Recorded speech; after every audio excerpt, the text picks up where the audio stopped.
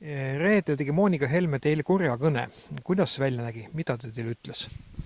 Reedel oli mul tõesti Moonikaga kõne, ta küsis mu käest kommentaari, miks ma ei anna Helme toetuseks allkirja ja siis kuna ma ütlesin, et ma ei ole nagu sellega nõus, et ma ei ole veel kellelegi allkirja andnud, et siis ta palus mul, et kui ma sellega nõus ei ole, siis ma lahkugu parem erakonnast. Et see ei ole ju keeruline, see on 1 kliki kaugusel ja sama õhtu ma sellega tegin. Nii et reede õhtu seisuga olengi erakonnast siis lahkunud ka. Milline oli kõne toon? Kuri, nõutu või oli mingi muu alatoon? See oli pigem niisugune kurjapoolne, jah, võiks öelda, sest et kuidas ma ütlen, et kui oleks lihtsalt niisugune küsimus või niimoodi arusaamatus on ju, et mis toimub, et siis võib-olla ei oleks kohe olnud niisugust reaktsiooni, et mine siis minema, et nii on meile kõigile parem. Miks otsustasid erakonnast välja astuda? Erakonna väljaastumise, suurim ajand oligi ikkagi see, et Moonika ütles, et mine siis minema juba. Ja ma selle peale teadsin talle, et eks ma olen seda nagu kaalunud ka, et nüüd ma sain sellele vastusele või oma küsimusele nii-öelda kinnituse, et nii võikski teha. Et erakond ei saa mind käskida nagu valida kellegi kindla poolt, et me valime Eesti Vabariigil siiski presidenti, mitte erakonnal juhti. Et siin on need otsused peavad olema palju rohkem kaalutletud. Selline käitumine erakonna juhtkonna poolt on muidugi täiesti väga madal, ma ütleks. Et see nüüd ei näita küll selle erakonna nii-öelda poliitilist taset nii heas mõttes. Et pigem näitab see just seda, et asi on mäda nendel endal seal. Kas neil on tõesti häältega niisugune probleem, et nad ei saa neid 21 kokku, et iga asi on nii väga oluline, et kohe selliselt selliselt reageeriti sellele hääle mitteandmisele. Et jah, ma arvan, et see on väga, väga ebameeldiv niisugune käitumine. Miks te otsustasite toetada Marina Kaljuranda? Miks mitte Mart Helmet? Selle taga on 2 asja. Ühelt poolt on need inimesed, kellega ma igapäevaselt suhtlen, kes on täpselt sama meelt. Ja teiseks on ka see, et nii-öelda volikogus, kui me valisime valijameest, et me arutasime ka läbi, kes oleks need võimalikud kandidaadid, keda volikogu poolt võiks nagu toetada. Ja sealt ma sain, et need on need 2 põhjust, miks ma nagu Marina poole esialgu üldse kaldusin. Teine variant on muidugi isiklikult ka, et ta on väga sümpaatne inimene. Ma leian, et ta on Eestile väga hea president. Ja, et jah, sellega vist ongi kõik. Ja. Aga kommentaariks lihtsalt juurde, et tegin Facebookis väikese gallupi oma sõprade seas, et seal oli ka kõige tugevam võitja oli Marina Kaljurand. Et seal oli teistega mitmekümnekordne vahe häälte arvu osas. Ja kõik. Siis küsimus, et miks mitte Mart Helmet, et mis siis temal häda on? Ma ei tea, ma tahaks vist näha natukene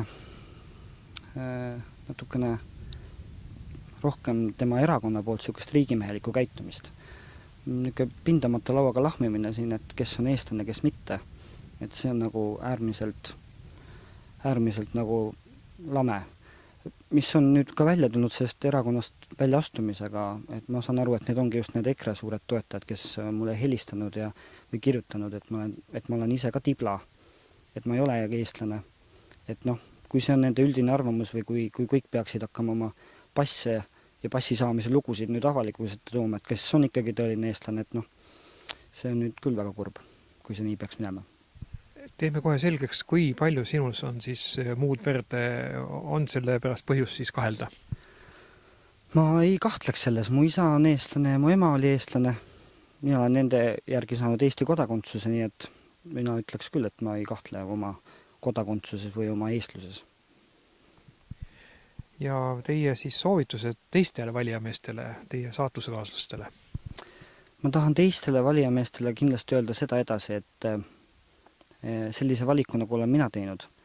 Et see kindlasti oli lihtne, sellele on teatavad tagajärjed kindlasti, just siis kas või meilide ja ähvarduste teel, aga ma tahan neile soovida selles mõttes meelekindlust, et nad valiksid selle kandidaadi, kes on nende nii-öelda südamele kõige lähedasem ja nad kuulaksid ka enda ümber elavat rahvast. Sest et sellisena meil on ainukesena võimalik valida Eestile president, kes on ka rahva seas toetatud ja kes võib-olla suudaks siis seda Eestit kõige rohkem ka omavahel ühendada. Valijameheks saamine ja selleks olemine on küll väga pisikest aega, paar nädalat, aga kui suurt pinget peab üks valijamees taluma nüüd? Ma usun, et teile eelistatakse nii siitpoolt kui sealtpoolt. See on, ma ei saaks öelda, et see on pinge, see on pigem on pidevalt oma valikute selgitamine teistele. Et kui erinevad presidendikandidaadid helistavad mulle ja selgitavad, miks nemad on just see kõige parem, siis sinna vastu pean hakkama mina selgitama, miks just mina olen valinud kedagi teist. Nii et see on niisugune pidev telefonidel väitlus. Et selles mõttes on, jah, pinge on ta küll, aga samas ta ei ole nii suur pinge, et sa sellega nagu elada ei suudaks, see on tõesti lühikest aega, see asi kõik rahuneb ju maha peale 24. eks ju. Et jah, aga ei, põnev on, selles mõttes on põnev, sest et on väga paljude inimestega saad sa suhelda, väga palju on helistamisi nii endal kui ka teistel sinule, et see on selles mõttes üks põnev aeg ka. Valimiskultuur ligemalt, kuidas Eesti Vabariigi seadus, tegelikult valimisseadus ütleb nii, et valijamees ei pea oma valikut avalikustamine, võib olla ka suu lukus ringi käia. Kui õigesti peate oma eelistuse avaliku väljakuulutamist? Tead, ma arvan, et see on igaühe enda isiklik ja südame asi, eks ju. Mõneti on kindlasti lihtsam, kui sa ütle seda välja, vaid käidki ringi niimoodi, et keegi ei tea, kes on see, keda sina lähed valima. Kui teisalt jälle, kui tahad, et sinu kandidaat saavutaks edu, siis peaks nagu tema poolset tuge nagu välja tooma ja seda nagu teistele ka kinnitama, et nii see tõesti on.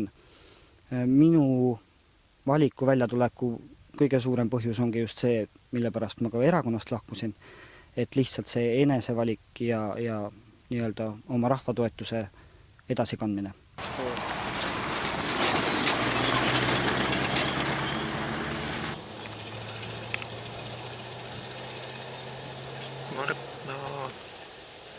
Nagu maal elama ja teisest küljest on tõmbekeskust Eesti, eks ju. Et kuhu poole me siis nüüd